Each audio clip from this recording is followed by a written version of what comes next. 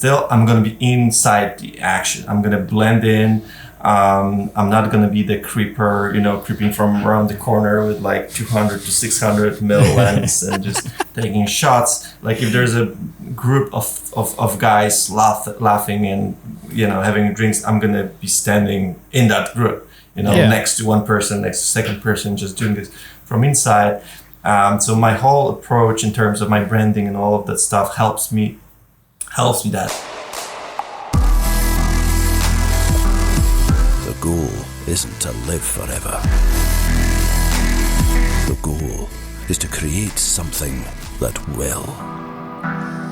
Welcome to Perspective, a podcast for wedding creatives, where we sit down often with a special guest and talk about our many years of experience in the wedding industry so you can learn from us and grow your wedding business.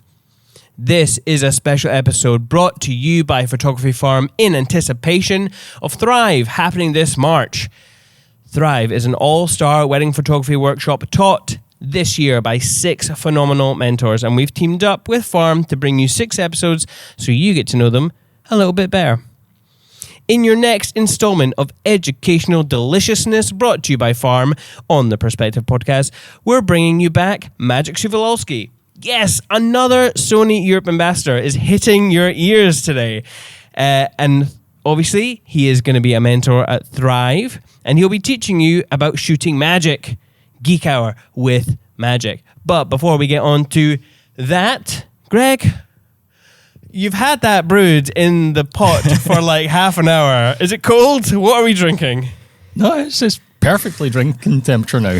We are drinking some Wolf Fox beans, which were recommended by Kim Williams on a recent episode. That's right. She boasted that this was one of the best coffees ever. Yeah, and it's Senor Mono Palandas, Colombia.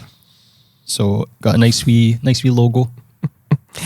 And if you're wondering, why does Greg butcher all the names? It's because I would butcher them even more. So I forced Greg to read out the coffee names. We brewed it up on the V60 because we've run out of Chemex papers. Yes. Also, we forgot to wash it after the last podcast episode. So it's kind of manky. Wash what? The Chemex. All right. Well, we didn't use it anyway. Perfect drinking temperature. Bloody cold! Bloody cold, Greg! And Magic, what are you drinking? Sorry, there you go. Not over the M1 Mag. Don't do it to me, Greg. Hi, Magic. How are you doing? Hello, my friends. I'm very good. Thank you. I'm actually drinking a ginger with lemon. That's what we call shots right here. Like whenever my kids have like sore throat or like, the kid stuff, basically kid stuff in winter, we do tons of these and I love it. It's fine. It just like always tingles. Yeah. So is that literally just a raw ginger chopped up, or is this like a tea, already prepared tea? Or yeah, it's blended with lemon and with sugar and water. Ooh. Nice. Yeah, and I always do like a bunch of the ginger, so it's like super strong. Yeah. To the point that my kids doesn't want to drink it anymore. So they're like, nah, too strong. If it doesn't hurt to drink, you're not doing it right. Yeah, exactly. I've spilt coffee all over my desk. Oh, for goodness sake. Can't take me anywhere. Magic. Jeez, where are you joining us from this fine morning, sir? So I'm in Warsaw, Poland, which is my home base, which is, where I always, this is my studio. So I have a studio that is sort of attic of the house that we're living in. So I have like a separate personal living space, which is downstairs. And then I have to actually exit the main doors from my house, go up the stairs, take a key, open my office, and here I am, personal work-life balance. Very cool, very cool. So it feels like you're leaving the home to go to the office. Yeah. Sometimes I can hear them running around. My kids, I mean, if they're like really loud. But yeah. So like it's pretty convenient. I have my lights set up here. Like, are we recording the video? Like, who's gonna watch the video? So what's the thing? So the video is going to be used for like social media clips, and also the full episode goes onto our YouTube channel as well. Sweet. Yeah. So if anyone wants to watch the podcast, they can watch it on YouTube. Watch Yes. the podcast. And You can see our faces. Exactly. That's always Yes. next level connection. And see your epic jumper. Yes. But Good thing I'm wearing that. This is especially for you and for all the listeners of the Creative Podcast. that's right. Well, we appreciate that. We couldn't see what you were wearing last time, so thanks for dressing up for the occasion. Right. Actually, pleasure. funnily enough, I was speaking to Greg about our lighting situation. It's still not good at the moment. We don't have a light on the front of us. It's just an overhead light. So on a very nice bright Which we're Glasgow getting just day. Yeah, it's quite bright on us, but for the past few episodes, it's been kind of dark. So I think we need to. now. We need to get a big softbox right in front of us. But you have that nice red LED strip, like kind of dividing the spaces. This That's is your right. Space, Greg. This is Keep to your space. side. Stay on your box, you dirty dog.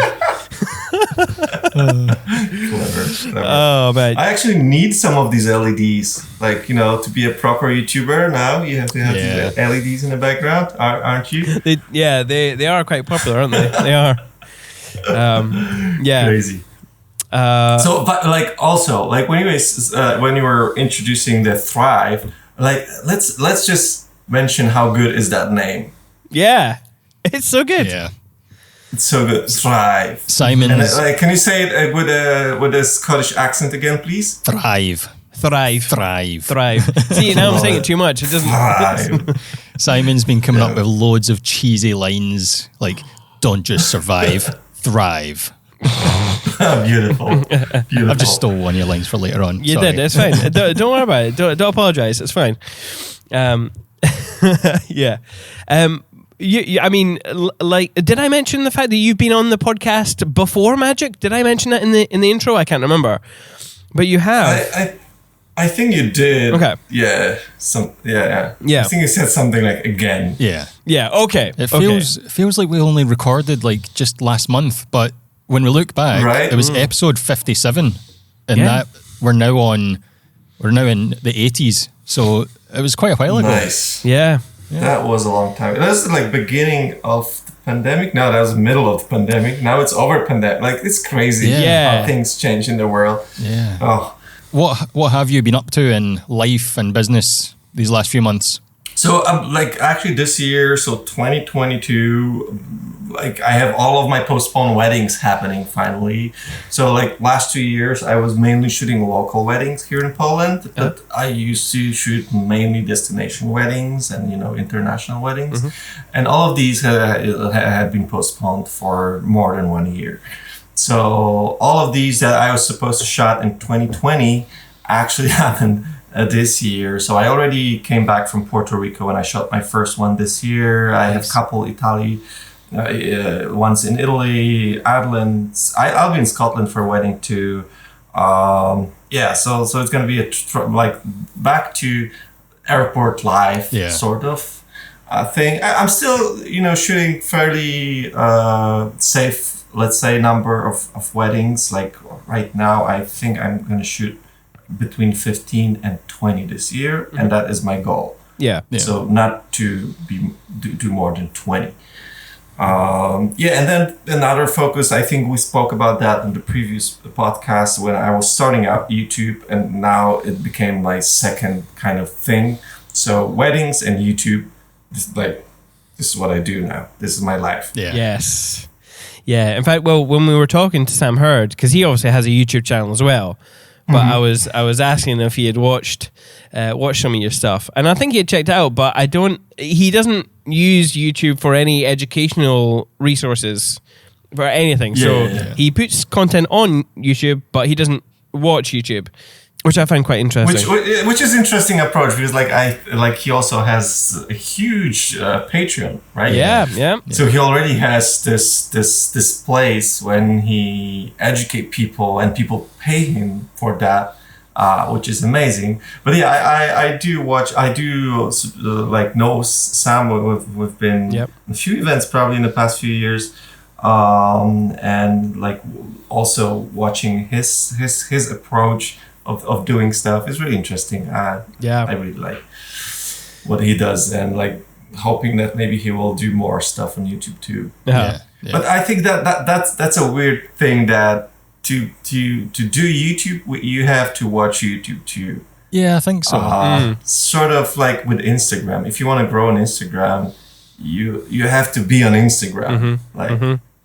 Yeah, you know what I mean? Like Definitely. engage with people, probably message them, comment others, which is painful in many ways. Like trying to get into the trends because the algorithms gods will maybe shine their love upon you and help you grow or some of that stuff. And then we have to do something that everyone else is doing in order to get noticed, or you have to be really unique doing your own thing to the level that will be interesting for people. It's very hard to balance these things out, I think. Yeah, but I wonder, so when I was speaking to Sam, I called him a YouTuber, but halfway through calling him a YouTuber, I was thinking, I do watch his stuff. I don't think he's ever described himself as a YouTuber. No. Like genuinely, I don't think he associates with being a YouTuber, which I find so funny. And I'm assuming it's maybe because he doesn't engage on the platform like that. Yeah. And maybe I have similar thing that I don't call myself YouTuber until I make a living off of YouTube. Right. That's what's in my head. You know what I mean? Yeah. Like I play with YouTube. I make YouTube videos. I draw on YouTube. I watch YouTube stuff. But I'm still mainly wedding photographer. Yep. Yeah. That's what I do. And then I create content on YouTube. And maybe, in 1, 2, 3 years, it's become even more and more and more substantial. And I think like it's definitely possible that it's going to be more scalable. Yeah. Right. Yeah. So at some point, I can do just less weddings and more, or probably even the same amount of work I put in YouTube right now, but we'll have just more profit out of it. Yeah. But it takes time and dedication, I think, like with everything these days. Yeah. If you want to be good on Instagram, you have to dedicate. If you want to be TikToker, you have to invest your time and dedicate to this one thing. Yep. You got to learn all those dance moves as well. Got to learn all those dance moves to be a TikTok star. All these. This is my age. This is my camera. Out of all the ones, I hate that one the most. Like with that wee music and you point up to the corner. This is who I am. Yeah, this is my so star many sign. times I've been tempted to do it just for in a fun way, like it's like this is my camera, this is my work, and show some the worst images. Yeah, and then I was like, oh no, maybe that's. Are you on TikTok? I'm like I do have an account. I did publish I think one intro of one of my YouTube videos and sort of see how it's gonna perform or anything. But then I was like, nah. I do think that these days, like with all these social medias, I've been doing a few workshops with people here locally. And people ask like, hey, what should we do? Like, should we do TikTok? Should we do Instagram? Should we do SEO? Should we do not SEO? CEO. That's a CEO. CEO. SEO. SEO. Yeah. I was good at the first time. Yeah. It's like I was right. Should we do this and that? And I'm and my answer is always like that simple. It's like it's a numbers game for me. Like you can do it all if you have time and you can dedicate yourself to, because like at some point you're gonna have weddings from probably like weddings, like for wedding photographer, if you're doing all these stuff, you're gonna get bookings from all this stuff. Like if you dedicate to one stuff, you're gonna get bookings most likely from one stuff. And there's no right or wrongs that you should do this and shouldn't do that. Of course, like if there's certain people that are on TikTok, if you want to reach those people, you probably need to get on TikTok, right? So younger generations, probably like 3 generations, like, behind us. Yeah. We're not that old. Are we? Oh, we are, aren't we? Shit. I do think like I think like we still believe that like that Instagram should be for photos, right? Yeah. Yeah. Like in a year or two, who will remember that? I was like, Instagram photos? What do you mean? Yeah. So I do think that it's a numbers game, but the problem is that we are old. Like I'm old. I'm guessing you're equally old as I am, maybe a little younger. So they're like, I used to do all these things that I could, right? I used to write blogs. I used to send my photo submissions to wedding blogs. I used to take, my part in contests, doing all that Instagram every day, Snapchat stories, Instagram stories. I used to do it all. And like, it helped me grow my business to the point that the ball is still rolling. It's now it's smaller and smaller because I'm not dedicating myself to these things anymore. So it's just shrinking because now mostly I'd say that word of mouth and my dedication to my clients pays off. Yep. But then probably those 3 generations behind us are some young people that will do it all. Right? They have all the education there is on YouTube, on these podcasts, like everywhere. There's so much free education. They're going to do blogs. They're going to do Instagrams. And they're going to do TikToks that we're not doing, probably most of us are not. And so on and so on. So, yeah. Like, what can you do? Like, you can do it all, but if you don't feel like you've got enough time to put in the effort to all of them, then you just have to choose what ones matter to you. Exactly. And give them your full attention. Yep. Yeah. And which ones are, kind of on par with your brand as well, or your personality, maybe even more. Because like some people were born to do TikToks and to, be in front of camera and to play around, and other people are better in writing blogs or in that, mysterious coding their website so they're on the first page of Google. Yeah. And while other people are better in curating their work so it looks as beautiful gallery on Instagram and so on and so on. So of course there's we're good at some things, maybe less good than others, but you gotta choose. But I do always think like with the social media and all these tools that you can do to grow your business, like it's a numbers game. Like if you have power, just do it all. You're just making your chances bigger to succeed. If you don't, just focus on a few that you are good at. Yeah. Coming back to the YouTube, what's your channel name? Where can people find your channel? Yeah. So like you can find me everywhere as Magic Wedding Photographer. 3 words, magicweddingphotographer.com. That's my website, Magic Wedding Photographer on Instagram and Magic Wedding Photographer on YouTube. So my focus on YouTube is basically talking to fellow Sony photographers about weddings, about using this gear for weddings. Since I have an access to basically everything Sony has, I can just make comparisons. I can make behind the scenes, how I shoot in certain lenses and certain cameras, how I set up things. And I think that was kind of lacking in the YouTube world because like every now and then there was like a new lens or new camera coming, and I was the first one checking out YouTube reviews, being like, okay, what this lens can do. And then I see these reviewers taking photos of ladybirds in their garden or something that is completely irrelevant to me as a wedding photographer. And I was like, how can I tell if this 50 millimeters f1.2 is even good for me, as they don't show it, showing the work that I would do or other wedding photographers would do. So that's my goal with the channel. Yeah. So if something like that comes up, I can show like, hey, for weddings, this is how it works, or this is how it doesn't work, because I don't think it's for weddings. And I think it's working. Yeah. I mean, people need this. Yeah, I really appreciate that. The fact that you are comparing and reviewing gear with that wedding mindset, always like on the side. Yeah. I think it's very handy. That's like some people told me like, no, you should be more, you should be talking about all types of photography so you can reach wider, audience. Yeah. But my answer is like, I'm not good at anything other than weddings actually. Yeah. Like I'm really good at weddings. That's how I feel comfortable shooting weddings, shooting wedding portraits.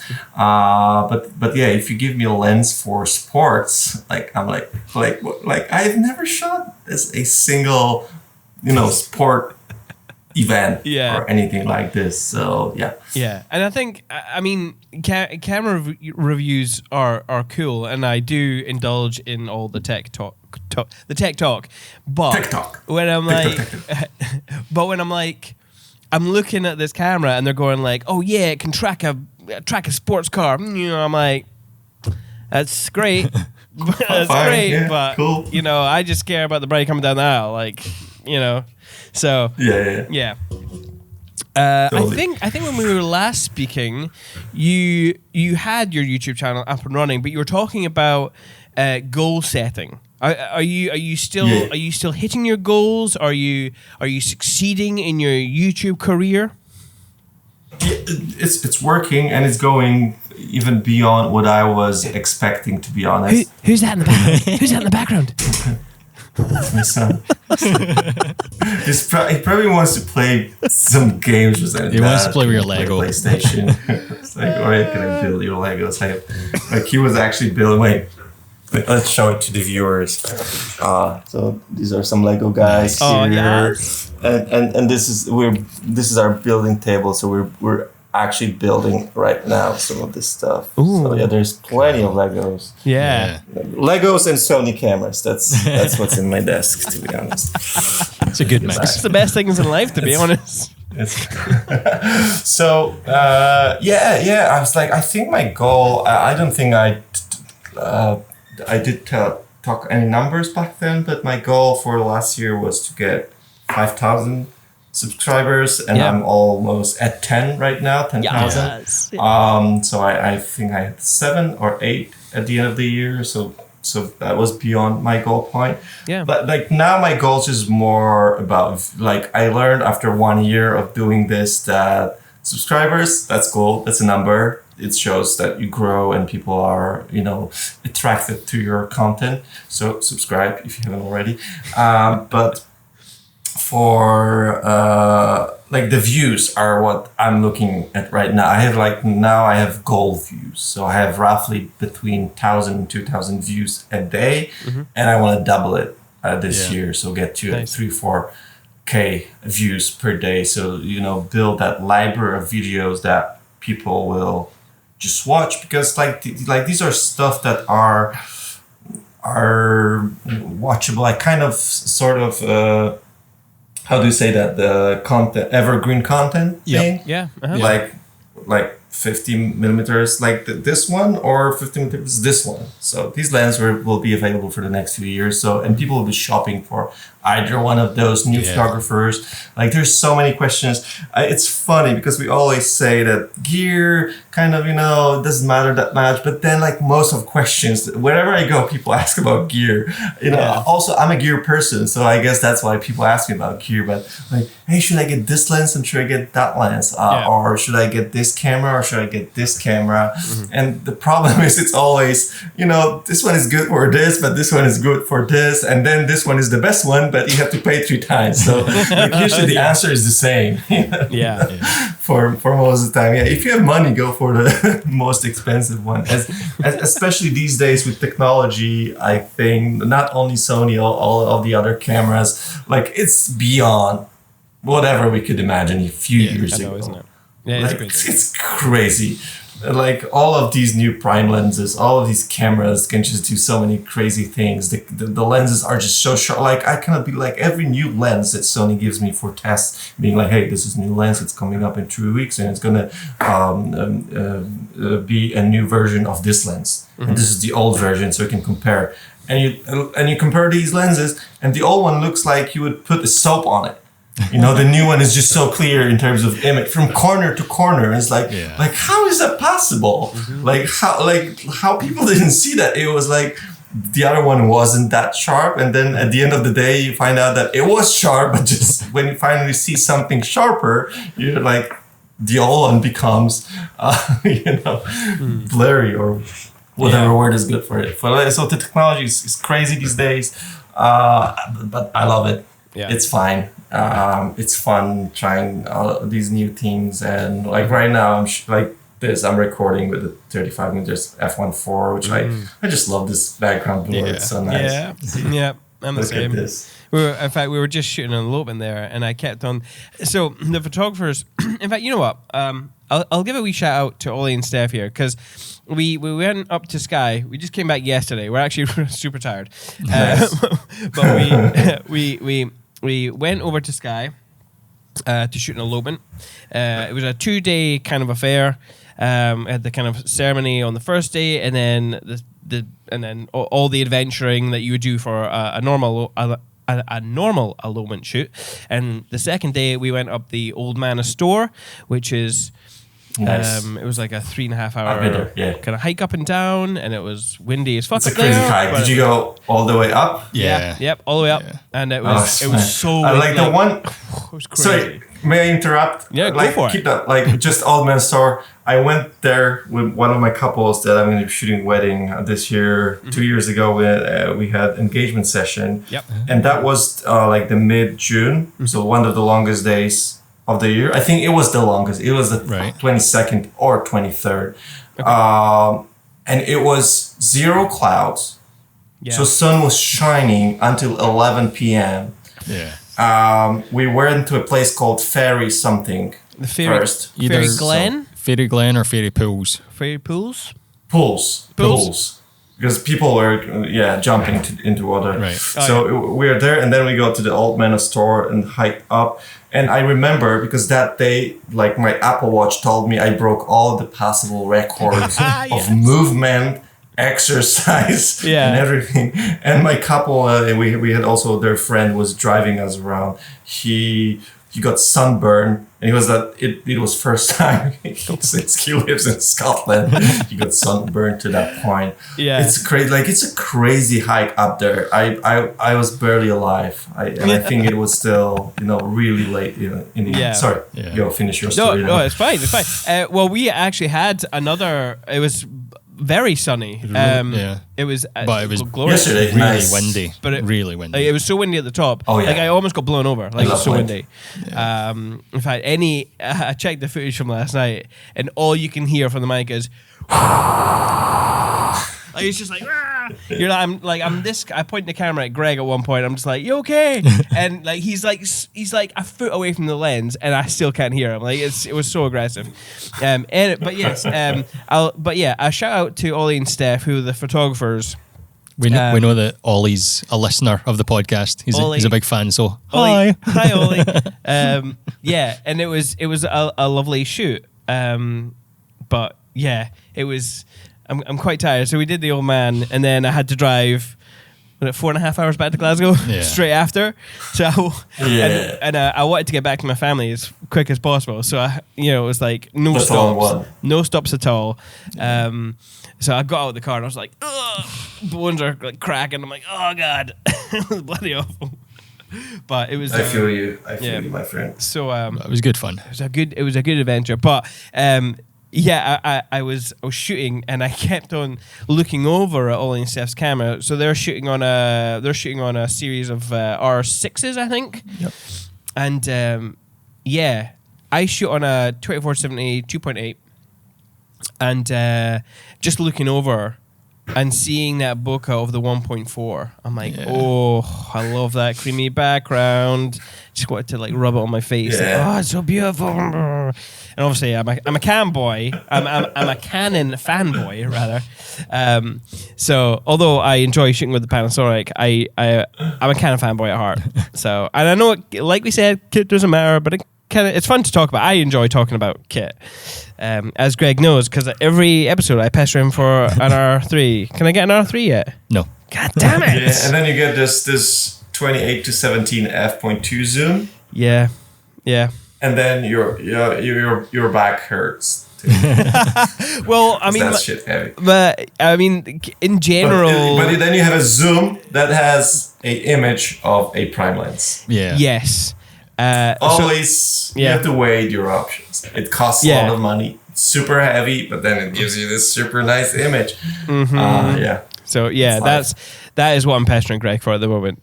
That combo, the R3 with the 28. But yeah, I will continue to hassle you until you break, and I will break you, boy. At some point. At some point. Yes. By the way, I added you on TikTok just there. So if you wanna add Magic on TikTok, it is Magic Wedding Photographer. so go at him. Go at him. Yeah. If there's 1,000 people after this podcast, I will do dancing, and I will do that. This is my age. This is my camera. This is what I shoot. Oh, I thoroughly look forward to that video when it comes out. When I talk, so we're on TikTok and we had like this one viral video. Wait. So did you do? This is my age. This is my camera. No. God, no. It's all been wedding footage that we've used. It's not been us to camera dancing or anything. No faces. Nah. No faces. I'm gonna release something with my face on it. And it's going to be just shot on my phone. It's not going to be professional in any way. I just want to see what happens to the engagement.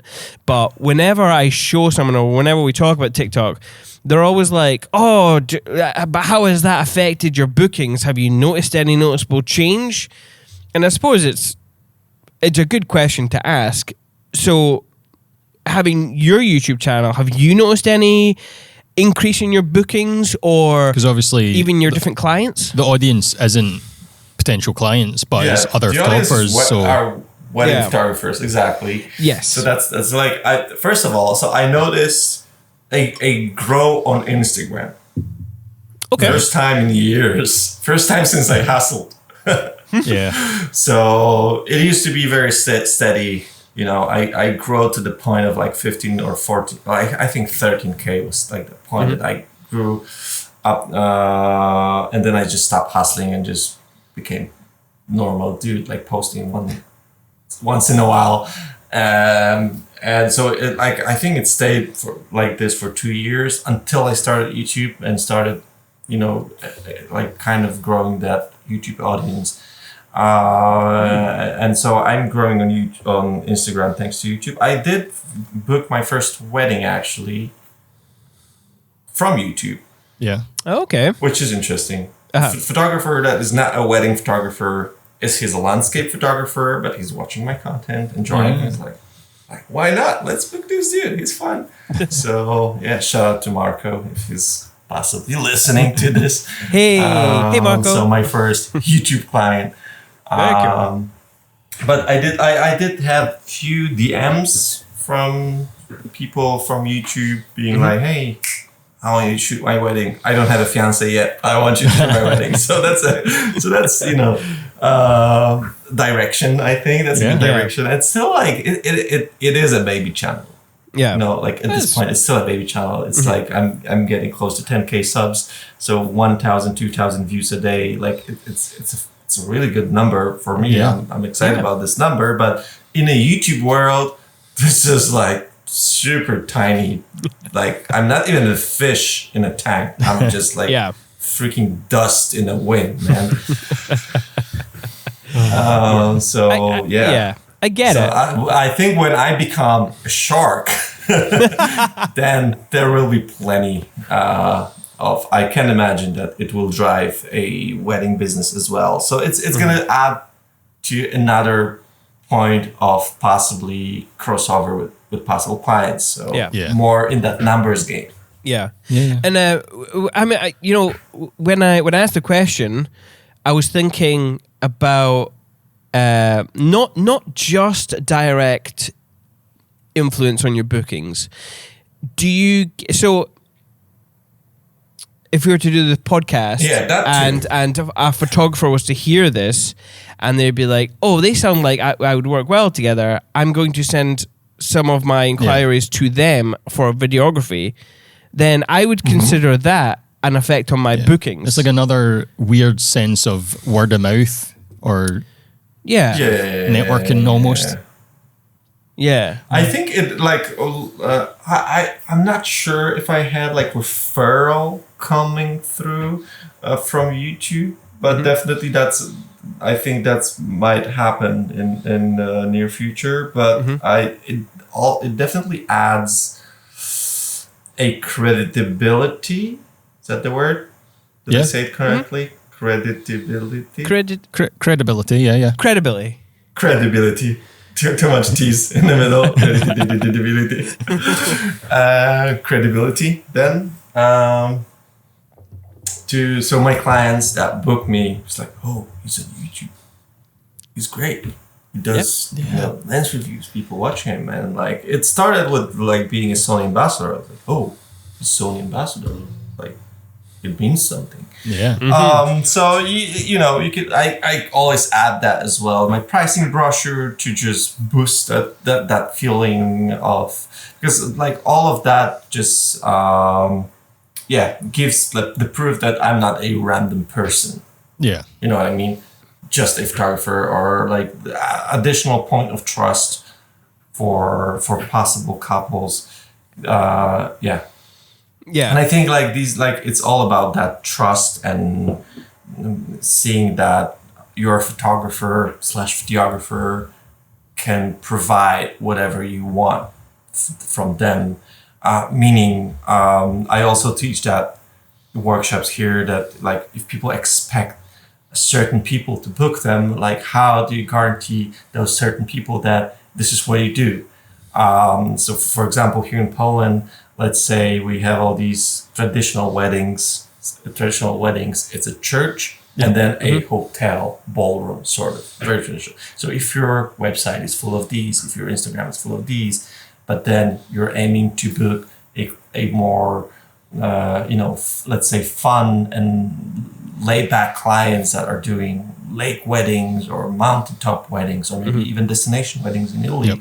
And let's say this destination client, the Polish couple is doing a wedding in Italy, and you get referred from maybe your friend or other photographer, and they go to your website, you ask you, and you have nothing to show them that you are actually able to do it. It's hard, because like I kind of see that there's like many newcomers, trying to get to a certain type of clients, but then like how to get to certain type of clients if you don't have a certain type of client. I think like these days, this is where all these workshop style shoots come to help you with that. It's still not gonna help you entirely be 100%, trustworthy, let's say, because it's still a style shoot. But if you are, going that direction, maybe second shooting that types of weddings, trying to work yourself into that territory, that definitely adds, a credibility to whatever you do. So in my point, like what I show on my Instagram, what I show on my website or on YouTube, like are that I can do a wedding everywhere in the world. That's my message to my clients. So any type of client can book me. And speaking of that guy from YouTube, let's say like it was like, this is a guy from Germany. I have never shot a wedding in Germany before. He's like, why not? Like he does these things. This is what he does, mountaintop weddings, let's say, because that's the idea for this wedding, like mountain stuff. So that's always been my goal, to try to, expand my horizons by first doing a shoots when I was traveling. So when I started doing all these destination weddings, whenever I would travel, I would find couples. Being like let's say I'm shooting one couple, I would ask them, do you have friends? Do your friends have friends? Yeah. I remember that one of the first times, that was like the very beginnings of my, let's say, destination career, was I went for a wedding in Portugal. So that was, I think, my third or fourth destination wedding, and I went to Chet Faker concert. You know Chet Faker? Now his name is different now. Nick something. He changed his branding. But yeah, I went for a concert, and I bought one of the last tickets, so there was not many to choose from, and I was on the balcony, and I was there alone. I'm sitting on the balcony listening, and then some couple comes in, Portuguese couple, and then they wrote something like, "Hello, obrigado," some Portuguese stuff. And I was like, "Sorry, I don't speak Portuguese." And they're like, "Oh, that's cool. So who are you? What are you doing?" And I'm like, "I'm a photographer. Do you want photos?" And they're like, "We do." And they booked me for a shoot like 2 days later. So that's kind of what I was trying to use every single day that I would be traveling somewhere to be like, hey, maybe I can come back with wedding photos or photos, couple photos, or something that I can just flood my Instagram with, flood my website with, to show people, hey, this is what I do. And that's how kind of it started. Yeah. That's so cool, by the way. That's so cool. Yeah. You know what? I actually want to give a shout out. So when we're up in, I think I caught the news when we were up in Skye, but a big shout out to Lisa Devlin, because she was just given the accolade of a Hasselblad heroine. And I think that's fucking cool. Yeah. So well done, Lisa. Cool. That is well deserved fucking, as well. Yes, absolutely. Yeah. Well fucking done. Good job. Anyway, on that note. Oh, and by the way, if you don't, Alyssa Devlin, we're doing Thrive, right? Yeah. Yeah. So if you're listening to this podcast and you're like, who is Lisa Devlin? Like, I don't know how you'd be in that situation, but she's the organizer and the creator of Photography Farm and the organizer of Thrive. So get your tickets. Say it with more Scottish accent, please. Once again. Thrive. Even my fake Scottish accent is shit. Terrible. But yes, get your tickets to Thrive. See that Hasselblad heroine in action, people. Thrive 2022 happening this March. Get your tickets now. This month. This We're in March. This month. Oh my God. It's in 2 weeks. It's in 2 weeks. I haven't even edited all the podcasts yet. I'm like, oh my God. And yes, if you like what you're hearing, you can support us on Patreon at patreon.com/perspective by Cinemate. You can sign up for as little as £1 and support the podcast. And for the price of a coffee every month, you can get access to our Q&As. But not for all these Photography Farm episodes. For these Photography Farm episodes, we are giving you every little second of our conversation. Not the madness that is the pre and post hitting that button to record, because we're crazy when we're off recording. But yeah. Anyway, Greg, I want to push the button. Which button is it? The yellow one, top right. Orange, top right. Yeah.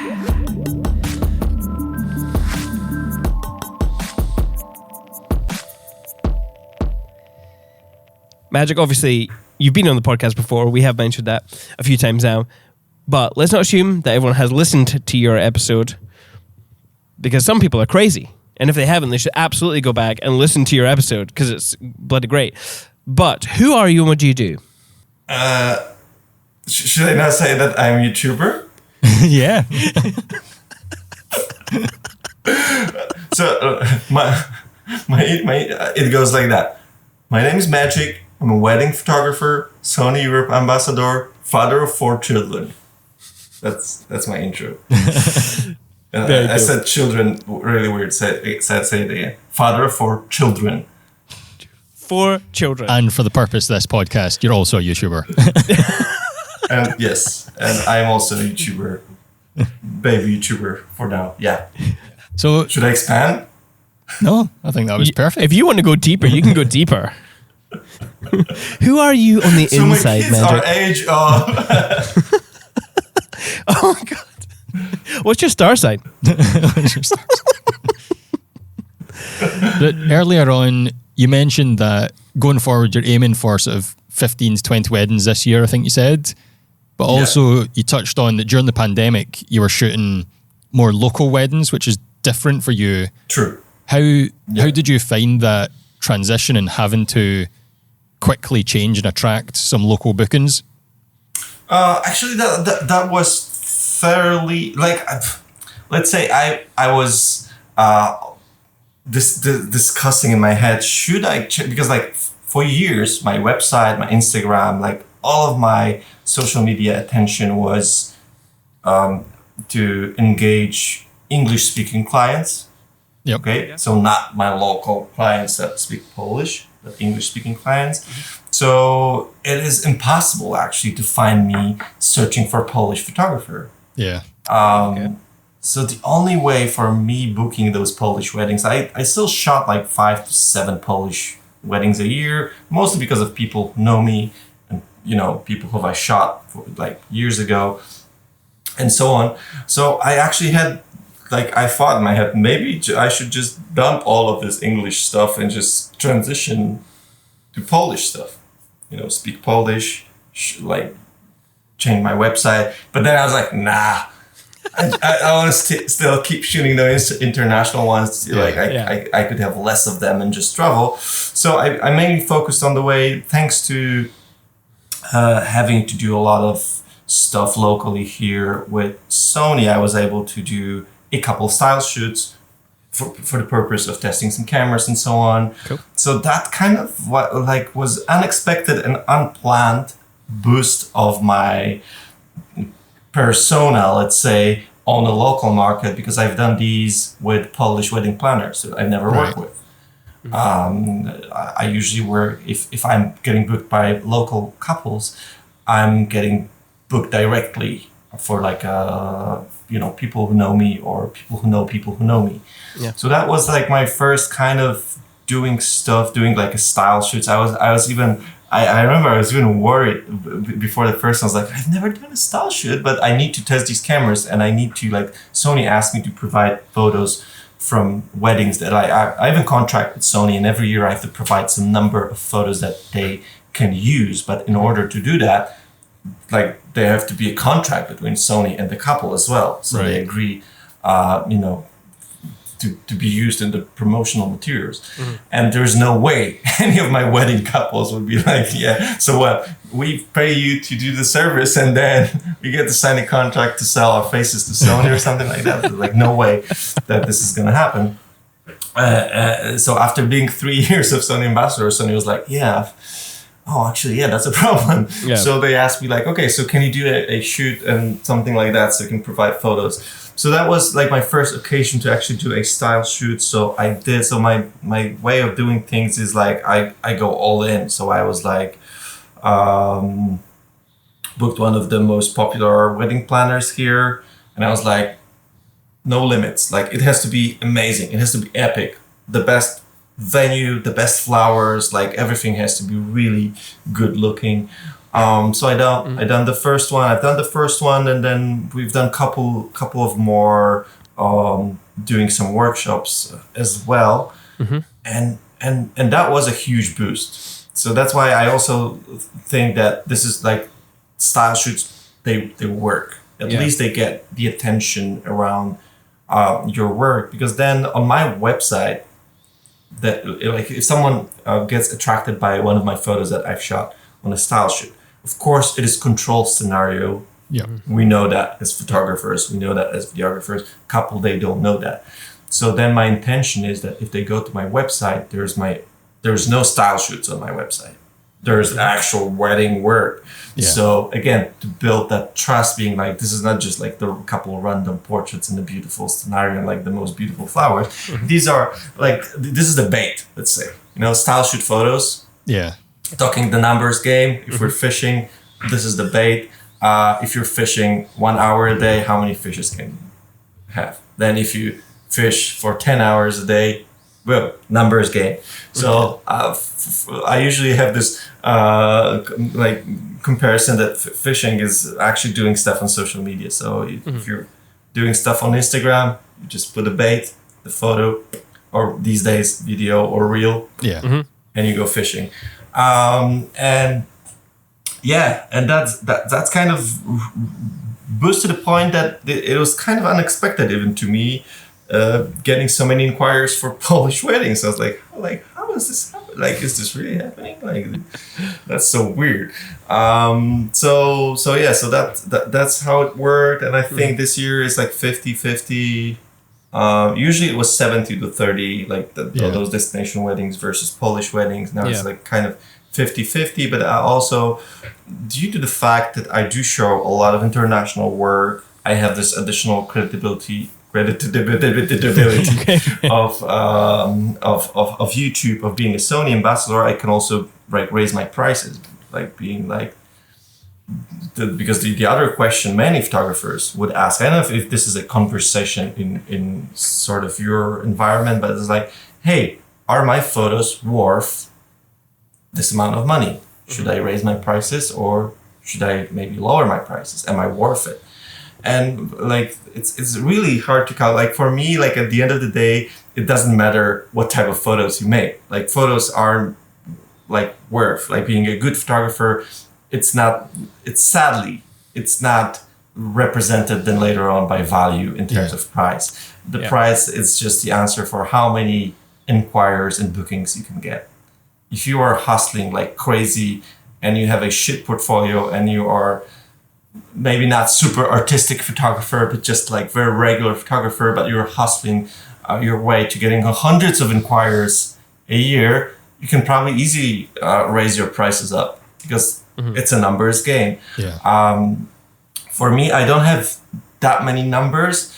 I do, like, my value is represented by myself as like, hey, like Polish couple would come to me, they see my website, they'd be like, hey, you've been to Los Angeles for a wedding, you've been to Australia or whatever, you've been around the world.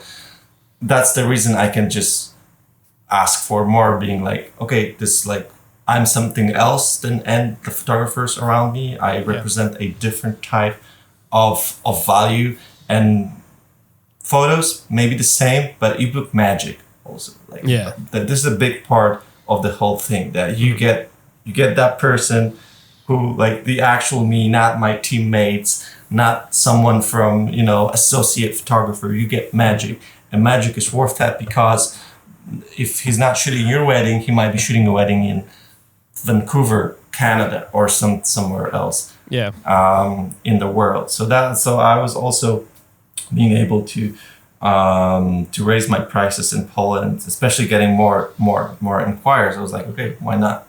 Just also inflation and all that stuff. This is crazy, right? The world is crazy. So everyone listening to the podcast right now, just go up 500, whatever currency you're in. Hopefully, not the Russian rubles. Yeah.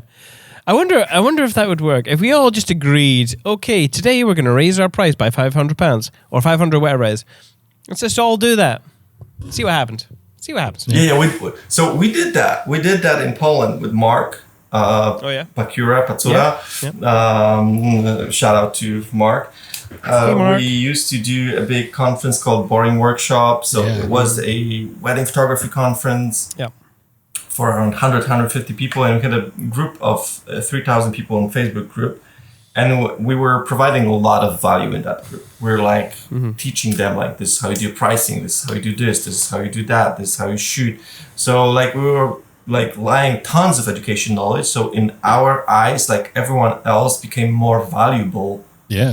Like from just being in that group and from coming to workshops. And also like everyone being engaged to the group and like actively learning. Like, it says something about the person. Like, if you want to actively, like, for all those people who are listening right now, like this is something that you're actually listening to learn, to grow, to be a better at whatever you're doing.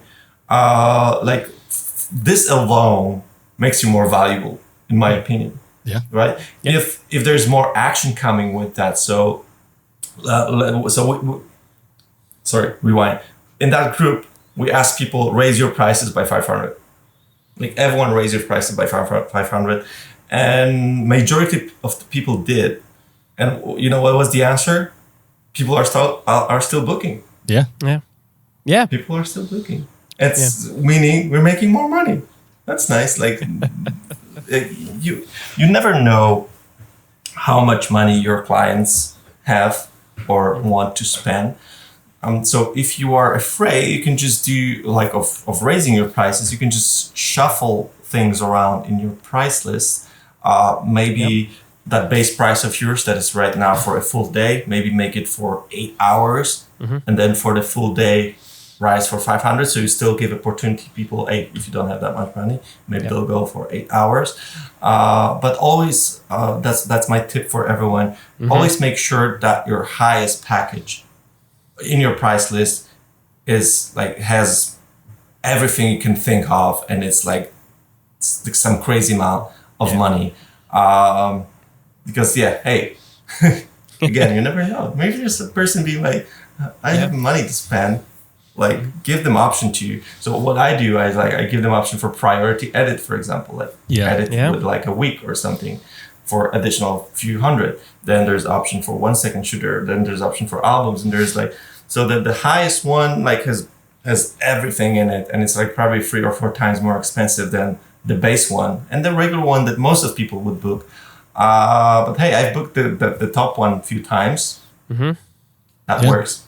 Yeah, absolutely. We had that exact sort of situation with the express turnaround earlier this year, where we're quoting this couple with their package. They were booking quite a lot of extras. They made another call with them, and they sort of said, "Oh, we might go for the express turnaround, but we're not sure." And then they thought, "Oh, well, how much is it?" I'm like, "Well, £1,000." They turned to each other and went, oh, "That's like £10 at this point. So yeah, just go for it." And we were like, Exactly. What? Yeah. So you never know, like how much they're And- willing to spend. And did they also buy the raw footage? Not yet, but Not yet. they've but- said they're going to. But they will. Yeah. They will. But they will, and that's that's the another, thing. and that's another £1,000, by the way. Just so you get a sense of the numbers here. So big wedding plus that extra. I mean, that's almost like an extra elopement booking alone. Just Exactly. for know, yeah. So Exactly. And then there's another way of doing things. You can try to sell add-ons like prior to the wedding, like a month before. Because like at the time that couple books you, this is the time they're most committed to a budget, right? Yeah. They are very strict. There's like 200 this way, 200 that way. It might be super strict. But then a month before or 2 weeks before, if you be like, hey, there's another option, more 2 hours. Maybe if I'll be like 2 hours more because you just booked 10 hour, it would make more sense. Or maybe on an album or something, like stuff like that. They sell more just before the wedding because they already spend most of the money. It's been probably a year since they booked you and since they, were doing this shuffling of the budgets. And then the same happens afterwards, actually. Yeah. They probably have even more money. I don't know how is it in UK, but in Poland, people get money from the guests for the wedding. Right? They get money in the envelopes. They have tons of envelopes after the wedding. So that's also a way of doing things. Speaking of. Oh, speaking of, Speaking of price lists, I do encourage everyone to do a mobile-friendly version of the price list. I used to do PDFs. Yep. What do you guys do? So we used to do PDFs as well, but we've started using Octoa, which is Remy from Maru's software. So we use that, and that sends out a link with a interactive sort of price list that you can check boxes on. Yes. So I was doing a few workshops also. Like I think last 2 weeks ago, I was doing a workshop with like a bunch of photographers, and I was like, hey, who does have a PDF? And they're like 70% had a PDF, and then 30% had nothing, had like email. This happens as well. It was pain in the ass when I like looked at it on a mobile, and then looking at how many people are watching our stuff on mobile, and how many of these I needed to send via Instagram, and then sending a message with a link to PDF on Instagram. No. So I actually did what I did. Actually, I have the subscription for Adobe Full Suite. Yep. Oh yeah. So Full Suite of Adobe has this thing called, it used to be called Spark, but they rebranded it like a month ago or something to Express. All right. And it's basically like a creator of content creation tool, let's say. Yeah. So it can do like Instagram stories, templates, and all that stuff. It also does let you to do like a very simple website that is super convenient on your mobile. So I started doing this, and then I used a tool called Rebrandly to rebrand those links. So these links have my stuff on it, so my domain and on all the stuff. Wait, let me just quickly show you for those who are watching, and I kind of see that how to say it makes me look different versus other photographers. Like right. it looks so professional. So when you look, my price list is called Enter the Dragon. Yep. Then it has all of my it has all my branding colors, all the colors, photos, slideshows, so I can put anything here. There's this, you see, Sony Ambassador video. Nice. Anyway, and then price collections. So nice, so easy, and I find that people kind of are booking more after I did this. Yeah. So that's like Nice. if you think that your rate of booking is not good enough, consider maybe refreshing the visuals of your pricing brochures. That's my tip for everyone. You know what? Let's talk about your style of photography. I can't remember exactly if we covered this on the last podcast, but again, for those of you who didn't listen, Magic, talk to us about your style of photography. Yeah, that's a good point, because like this is also it's going to be the topic of my talk. Thrive. Wait, Greg. Thrive. Yeah, I prefer Greg's pronunciation. Yeah, that's fine. So it's called Geek Hour, shooting magic, and basically what I'm going to be covering, and it's my approach to clients, because that's very important in the way of how I shoot.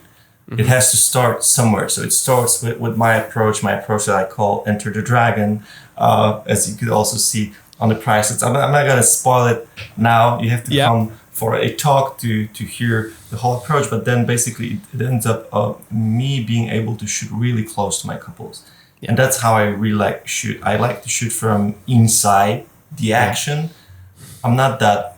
I'm still hands off. I'm very hands off. I'm not gonna be directing or doing a lot of this stuff during a wedding day, but still I'm gonna be inside the action. I'm gonna blend in.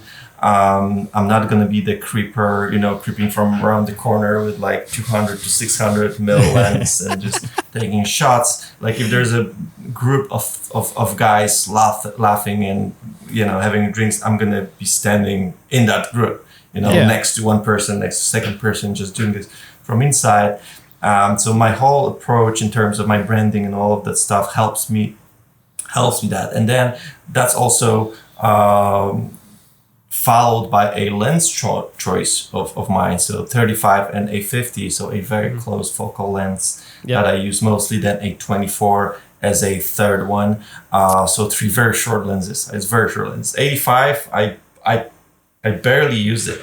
Yeah, I was actually gonna. It's the longest I have, but barely use it. Yeah, I was gonna ask actually whether or not you had considered shooting on a 24 or not, because as we spoke to, I can't even remember what podcast guest we were talking about, but it's been a couple of people who have been shooting 35 but have been moving to the 24 because of the wider aspect ratio. Wider aspect ratio? Is that the right term? Aspect ratio? No, wider angle. The wider angle of view. Yeah, sorry. And I find that quite interesting.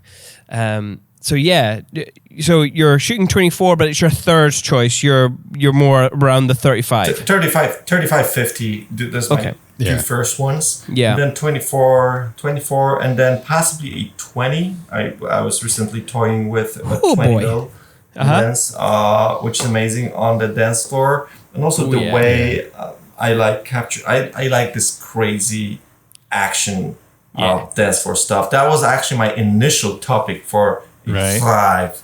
That was supposed to be 2 years ago. So the initial idea for the conference was that every speaker was covering a different part of the day. So I was supposed to get to cover the dance floor stuff, because like the way I captured the dance floor stuff is like the technique called drugging the shutter, which is a long exposure, flash in the face photos. But I have like a few tips and tricks that I make this really awesome. Like the funny thing is that these photos, that the dance floor photos, they usually they don't sell my service. Like they never sell my service, because like people, first of all, I barely post them anywhere online. Yeah. Second of all, for even on my website, like obviously I show it if I show a full wedding or like a wedding blog, but these are very hard to imagine being fun when you're not looking at your friends.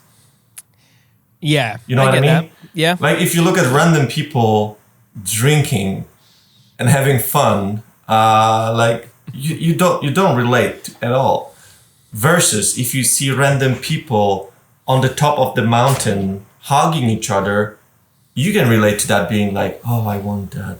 Could be me. You know, that could be me. Exactly. Right.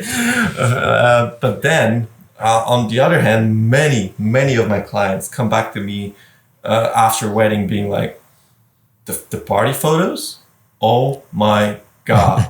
Awesome. These are the most shared. These are the most viewed in the galleries. These are, you know, because they see themselves, they see their friends having a lot of fun. And I do like to capture it again from super inside the action. So straight in the face of people, from every possible angle. Of course, then I keep only the ones that are censored, let's say. I probably from each wedding I could have a folder that could be used for harassing other people online. You know what I mean? This kind of dangerous folder of like, okay, don't show this to people photos. But still, there's like plenty of these fun ones for. And my couple say like, these are the like back when we booked you, we didn't realize, because like this wasn't us, this wasn't our friends, this wasn't our family. But then for a client, for your clients, for your wedding clients, like almost everyone at the wedding is gonna be their friends or family, right? Yeah. So almost every crazy face on that party is gonna be someone they know and love. And you know how people have approaches to parties after parties. This was epic! Oh my God, we got so drunk. This was so cool, you know? That's sort of how people like party kind of binds people, right? I feel like it's also got that added benefit of like, oh man, what happened last night? Holy shit, look what you did last night. Look at this. Oh my God. You look like such a fucking dream, man. And we've experienced being photographed by you at a party, so we know the experience of being there and then seeing the images after, and it's like, oh, they're brilliant. And I think on the last episode with you, you went into some detail of how you capture them, so if anyone is interested in that part of the day, jump back and listen to that. So that's also also at Thrive, there's gonna be my talk. There's gonna be shoots, and during a shoot, I'm gonna also cover a part of this from like the real action, so people can actually see and try it. Because like it's funny because like this technique, like for me, it seems so easy. Maybe because I've been doing this for years. Like people do struggle with, or I see a very simple mistakes of like why it doesn't work for certain people. Like I can do it straight away. I can see the photo and be like, you were too far away, or like, oh, I can see this lens is too tight. Or like, this is like right away. You can tell, or you had the different settings, so on, so on. So that's gonna be also my part. So during a shoot and Thrive as well, the one part is gonna be a couple shoot, and my goal is to showcase some of the way I use different lenses. But then I used to be a big tilt shift guy, Oh yeah. and I'm planning some tilt shift madness at Thrive as well. Nice. All right. Cool. Interesting. Have you got So- like an actual tilt shift lens, or do you do I have a few the of lens these, and then I whacking? have an or- adapter as well. So Yeah. I have it all, brother. You have it all. Nice. Yeah. Oh, that would be good. That'll be So cool. yeah, so I'm going to also show how to use them in a different ways, because there are different ways of using tilt shift lenses. Like one, the obvious one is having the blurred top and the bottom, which you can do in post. But then you can do different layers of focus, and you can play around with this. You can do crazy flares. So that's gonna be fun. I can't wait, actually. Yeah, I've that'd be actually, I love the look of a tilt shift, but at the time when I was getting into it all, I was like, well, I don't want to do lens whacking because if we're shooting an elopement, I don't want any chance of any water or rain getting inside the sensor or whatever. Yeah. But I bought myself a lens baby, which is like a very cheap alternative to doing that kind of stuff, and I have a good time playing with it. So if anyone else is into like tilt shift, getting weird looking images out of your videos or photographs, try lens baby. It's a cheaper option. Yeah, if you're one to dabble, it's a nice option for stars. Yeah. I do think that these, like, funny enough, even though like probably this is like 1% of photos or even less that I shoot, that's more probably than 20 or 30 of photos that I show on my Instagram, because I just like the specific look of it. And yeah. So let's talk about that, like the hero shots of the couple on the mountain. When you are delivering them, what sort of reaction are you looking to invoke in the client, and then also in someone else viewing it as well, I guess? Yeah. So I do. It's also like part of my pricing brochure to kind of educate people. How does that work? And hero shots are awesome, and I show a lot of these. The goal is that if someone books me, like usually like the photos, like let's say, let me show you. I have a few of these. Here you see that there's one. Oh yeah. And then there's like. I think you pulled the cable out. 5 minutes later. We're back. Back to the hero shot. So like these are photos that couple ask for. Be like they see this on Instagram and this is what they want in terms of on their phone background or to hang on the wall. And the first photo I showed you, which was from Iceland, actually the couple booked me. Like if couple is getting married in Iceland or probably Sky on that, like the same topic, I guess like they do it because they want that epic stuff. Yeah. That's what they want. So this is what you were supposed to give them, and of course, probably like if we are talking maybe not elopement but full wedding days with their families and guests and so on. Over time, it became that it like we start understanding as well, probably that the more important stuff is not that epic stuff, is that friends and family and parents and people that might not be around us anymore in like 10, 20 years. Yeah. So my approach to actually a wedding delivery is that I do not limit number of photos. Okay. I call it that I document the wedding, that my goal is to document the wedding and to give them as many good photos as I possibly shot. Yep. Of course, I remove all the duplicates and all those stuff. The number of photos I deliver, I say that it's at least 500, but usually it's over 800. Nice. So in my contract is at least 500, but usually it's between 800 and 1,000. That's more than I used to shot since I switched to Sony's. More photos are in focus, meaning more photos are actually working. But yeah, so there's only a couple of hero shots or a portraits in that group of photos. The rest is everything else. And yeah, I always call, like when I speak with my clients and they ask like, should we do the getting ready? I'm like, it's a one day in your life, like one day like this in your life. And probably in 10 years, you won't remember many of what was happening.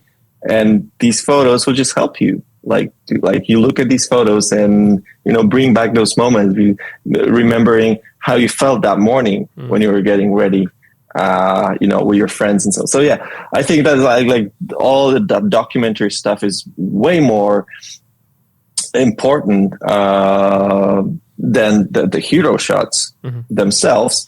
But of course, it's very hard to sell. Yeah, like photo of mom and dad of random people. Yeah. Again, like I think it's the same as the party photos. You know what I mean? Yeah. That people like can easily see, like thinking of their wedding photos, they can probably more relate to being like, oh, I would love to have a portrait like this with a sunset in the Santorini, right? But if they look at photos of someone's parents, hugging, they'd be like, random people. Like, it doesn't matter. Like, but if they have a photo of their parents like this, that's something else. So there's a lot of educations that should I think come from us wedding photographers, just to make people aware of how you do your stuff, right? So no one has. I kind of always say that if someone has, how to say that. If a client is unhappy with some sort of situation, being like, oh, I thought you would do this, let's say, I thought you'd do things this way. I thought you would, I don't know, pose me more, or like tons of stuff. There could be during a wedding day. My answer to that is, if there is a questions like that, there's usually problem of your communication as a photographer to your couple, and it's on you. So if someone would say, I thought you would, I don't know. Oh, no. Don't do black and white. Shit, I'm gone. We've lost your video again. Hello. We can still hear mic you. Is working, right? So I think your audio is now coming through your AirPods. Really? Oh. Before it was maybe... Yeah, possibly. Wait, okay, let's... but the video was went blank just again. Killed that's the first time I'm doing such a long video on my camera. Can I switch? You can't change devices while recording, says Riverside. What can I do? Let's do 1 second. I think it might be just overheating. Do I have overheat control here? Video. Wait 1 second. Power settings.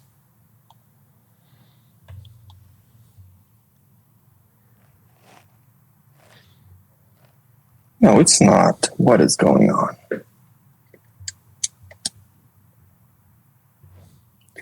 Okay. Oh, we're back. There's some video. Does that mean my audio got worse? It's changed Probably. a little, yeah. I noticed it and I was like, I think it's different, and I can see your inputs and outputs, and it says AirPods. Oh, mic off. But it was not the same, but it wasn't terrible. Like, I didn't notice. Yeah. Yeah. Okay. So the AirPods are perfectly fine. Okay. Sweet. Cool. So yeah. So just coming back to I think that like the communication is the key. And that's why I also vouch for my pricing brochures, like a lot of stuff in it, just to make sure we're on the same page with the couple. Yeah. Do you think you have a different approach to a lot of other photographers? Do you think they don't do that as well? I do think photographers might struggle with communication. That's like, it's hard to say, like, maybe they think the way I think, that's like, but they don't communicate that much. Yeah. I do hear a lot of, that's weird, because I do hear a lot of stuff, in Facebook groups, like photographers saying that couples, they don't want to pay, or there's some problems. And I'm like, how is that? happening. Like I've never had a single problem, so maybe I was lucky. But then I think it does come to the point that maybe some things were missed in between words. You know, yeah. Yeah. Do you think? Would you agree? What do you guys think?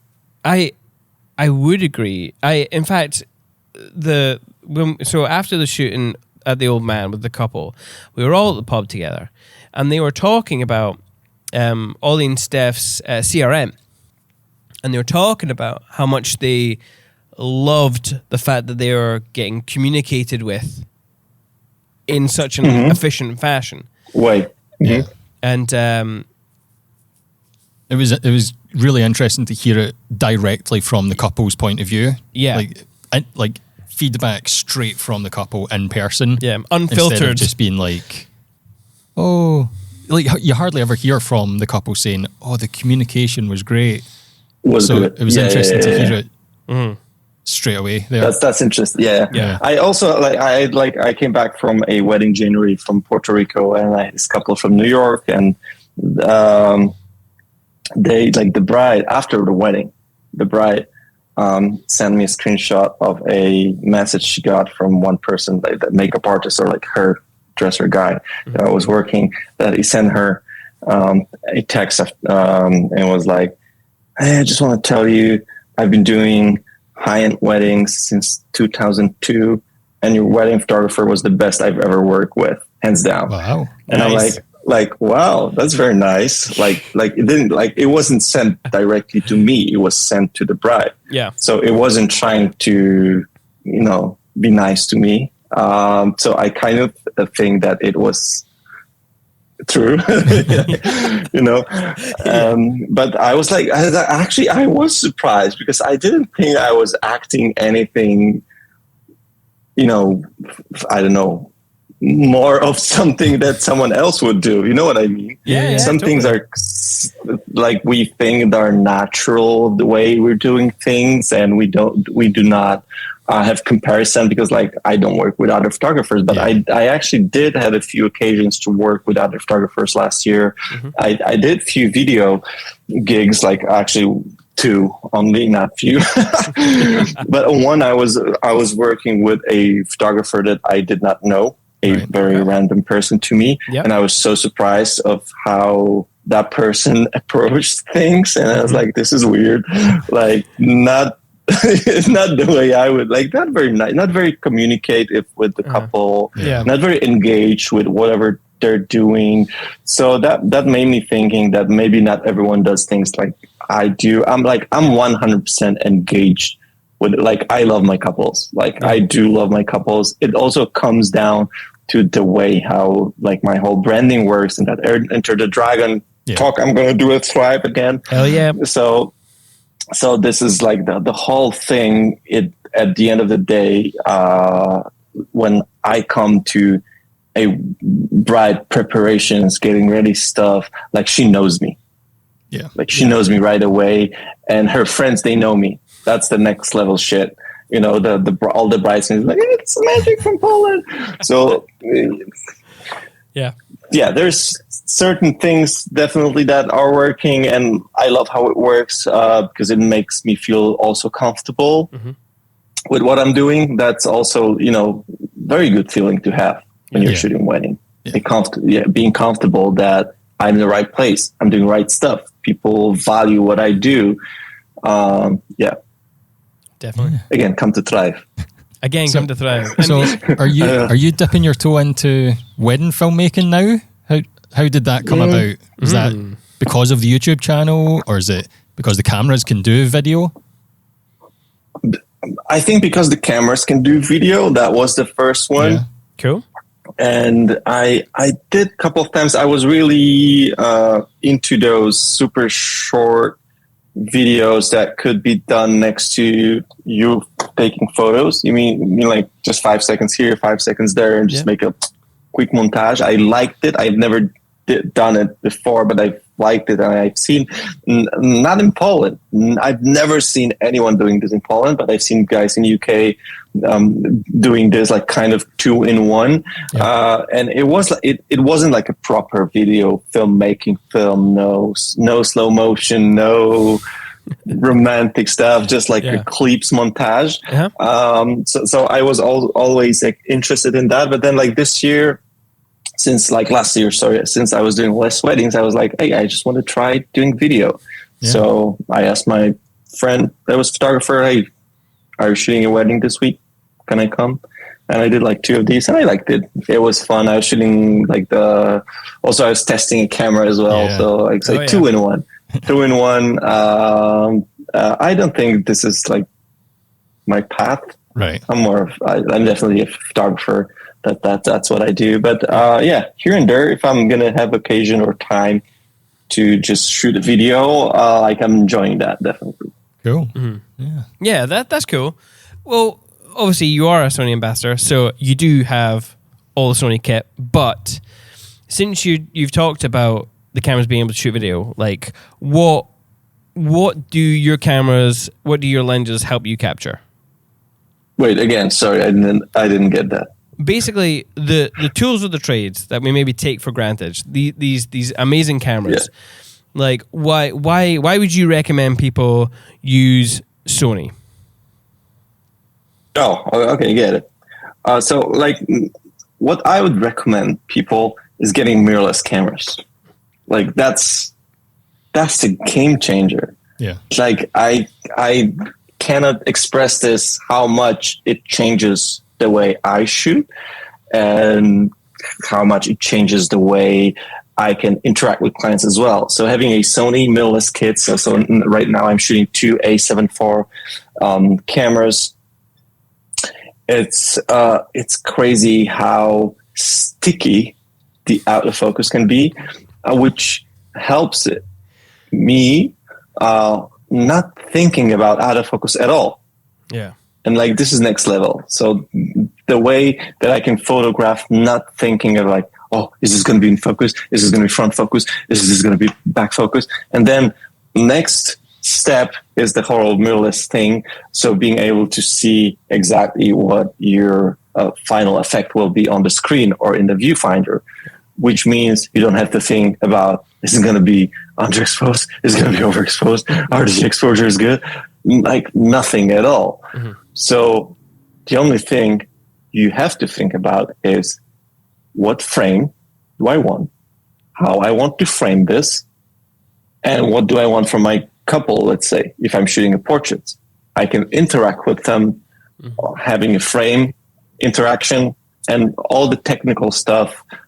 It's distraction. I don't need this. The only thing I can change is the aperture, being like, do I want more stuff in focus? Do I want less stuff in focus? Do I want that creamy bokeh, or do I want wait,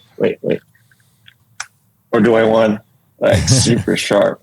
Right? And I can see all the mess here. Shit, that was a bad idea. It looks better in bokeh. So this is it. This is exactly how I would photograph. I have a aperture ring. I'm just going to switch. I'm just going to more focus, less focus. Everything, as you can see, everything else stayed exposed correctly. The camera died again. You touched the camera, it's broken. I touched the camera. Damn it! So I do recommend, the Sony cameras, they just turn off now and then. I don't know why. When you touch them. I don't know what's the problem, man. Let's blame the Elgato camera. No, he's gone again. I think it might be too much for this camera. Wait, let's just give it. Don't don't have long form conversational podcasts with the camera. Yeah, how long are we? Just an hour and a half. An hour and a half. So we're gonna wrap up. Don't worry, we're gonna wrap up. Hopefully. You're gonna kill my camera, guys. We've got like 2 more questions and then outro. 2 more questions.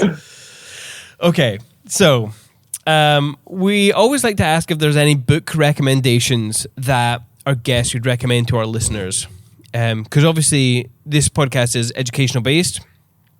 But we always like to encourage our listeners to go out there, garner some other influences. So do you have any books that you've learned from in the past that you'd recommend?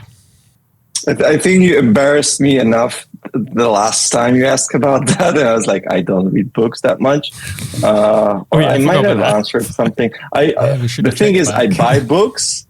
I don't read books. Okay. The recent one I got was the Financial Ninja book. I don't think it's translated to Polish from Polish.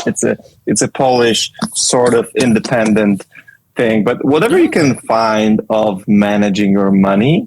Right. Like Poor Dad, something like that. That was like the big one was like Poor Dad, something Rich else. Dad, Poor Dad. Rich Dad, Poor Dad. That's it. Like I find that many photographers, let's say freelancers, struggle with managing money. Because people like we don't get money education, right? Financial education in school, which is bizarre. Yeah, because that's what we are dealing with when we're adults, right? I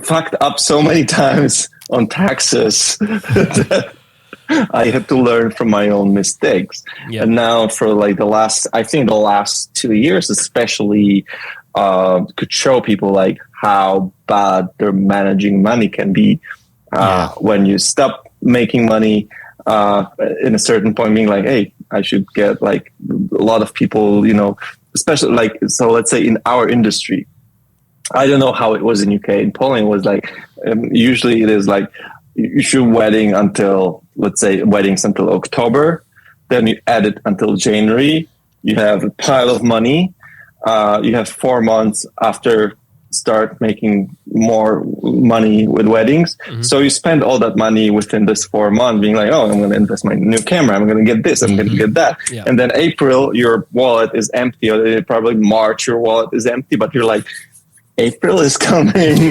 the new bookings are coming, but then bam, they're not coming. And what's, and then you're screwed.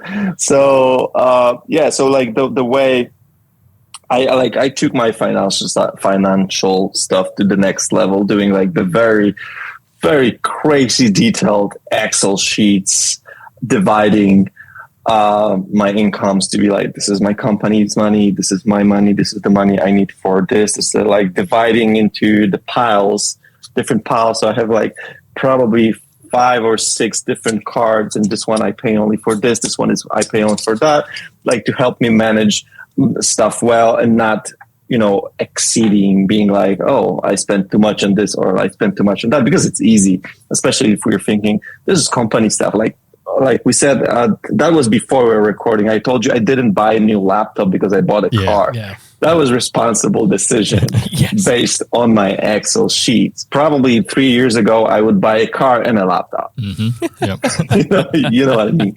Because you think like, why not? You have money but then, so the way my Excel works, it does show me the cash flow for the next 12 months. Mm-hmm. And it does show where you get possibly, if I will now input in my Excel sheet that right now I will spend 5,000 euros on a new MacBook M1 X Pro, 8 terabytes SSD.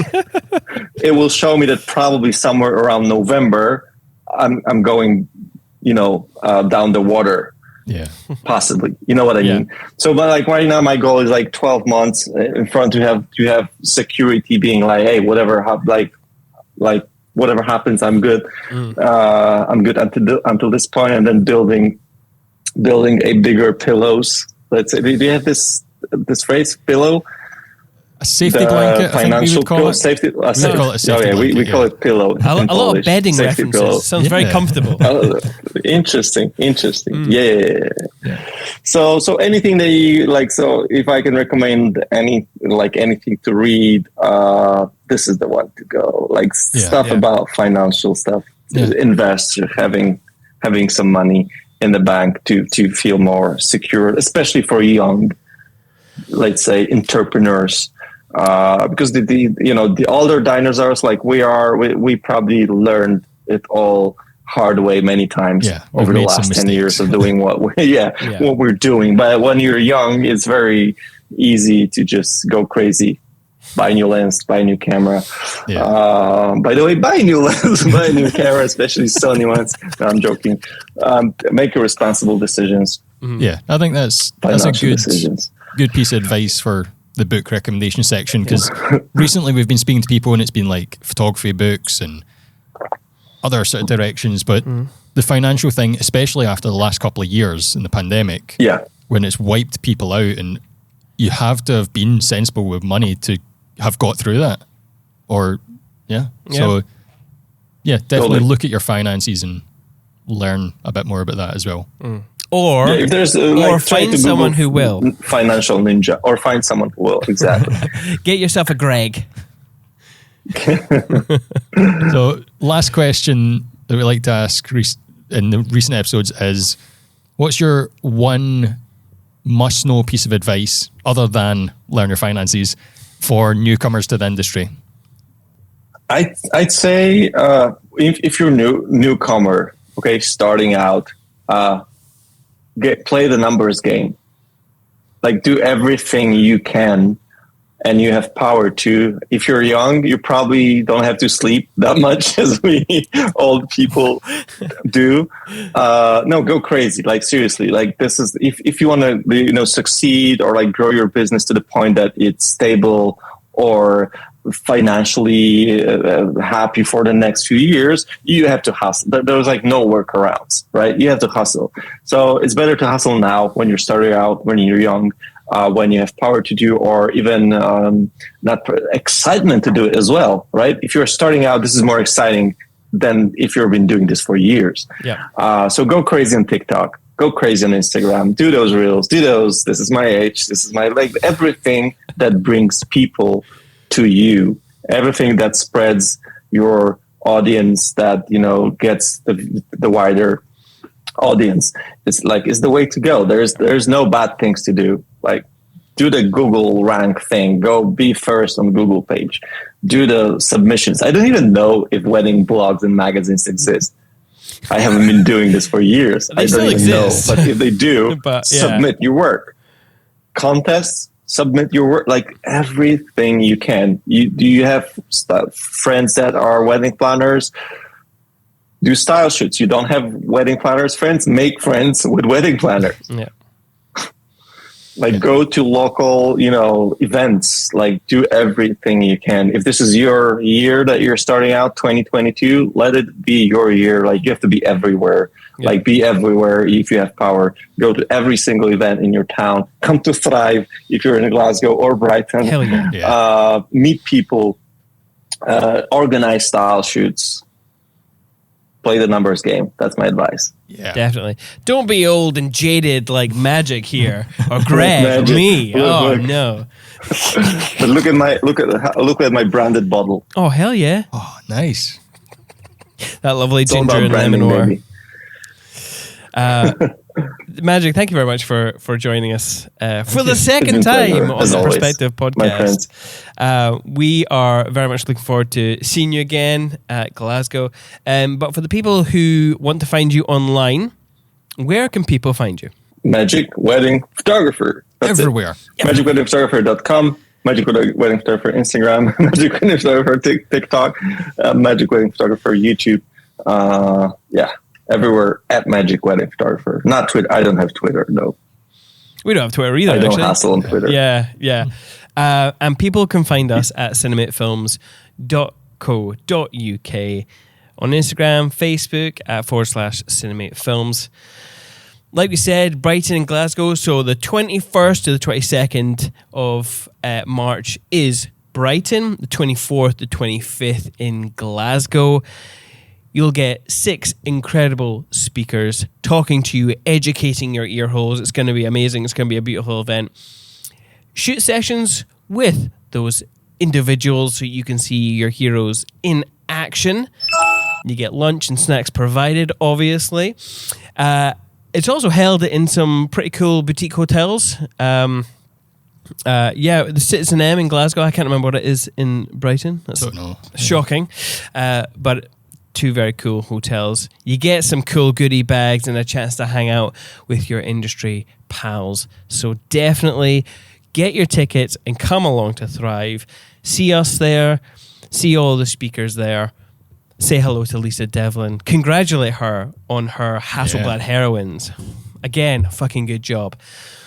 We hope you loved this episode. And if you did, you can support us on Patreon at patreon.com/perspective by Cinemate. For as little as £1, you can support the podcast.